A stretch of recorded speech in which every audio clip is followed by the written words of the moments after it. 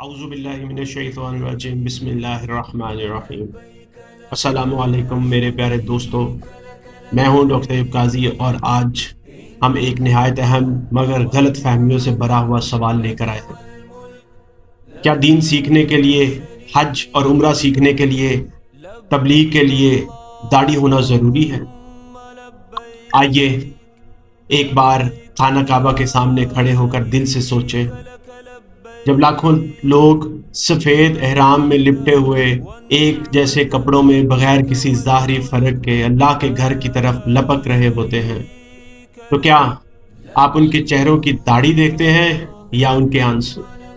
क्या अल्लाह उनकी टोपी गिनता है या उनका तकवा? क्या वो ज़ाहिर देखता है या दिल? हज और उम्रा हमें ये सबक सिखाते हैं। असल इबादत ज़ाहरी शक्ल से नहीं, बातनी खुलूस से जुड़ी होती है। अल्लाह के नज़दीक सबसे बेहतर वो है जिसका दिल पाकीज़ा, नीयत सच्ची और किरदार निराला हो। चाहे आपने दाढ़ी रखी हो या नहीं, अगर आपका मकसद अल्लाह का दीन सिखाना, समझना और फैलाना है, तो अल्लाह के महबूब बंदे बन सकते हैं। दाढ़ी रखना सुन्नत है और हम इसे मोहब्बत से अपनाते हैं जब दिल इसकी हिकमत को समझे, मगर ये फ़र्ज़ नहीं कि अगर दाढ़ी ना हो तो दीन की बात असर नहीं करेगी। मैं आपको दावत देता हूँ, चलिए हम खुद को अंदर से बेहतर बनाएं, इल्म हासिल करें, हिकमत अपनाएं, किरदार में सच्चाई लाएं, और जब हमारे अल्फाज दिल से निकलेंगे तो चाहे ज़ाहरी दाढ़ी हो या ना हो, बात दिल में ज़रूर उतरेगी।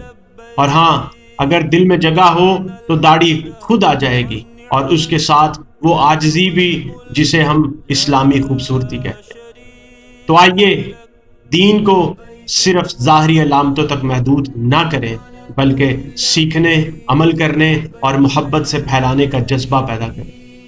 यही वो तबलीग है जो नबी करीम सल्लल्लाहु अलैहि वसल्लम ने हमें सिखाई।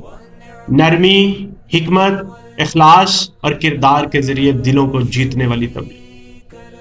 अगर आपको ये बात दिल को लगी हो तो वीडियो को लाइक करें, शेयर करें और कमेंट्स में ज़रूर बताएं कि आपको दीन सीखने का सफ़र कहाँ से शुरू करना।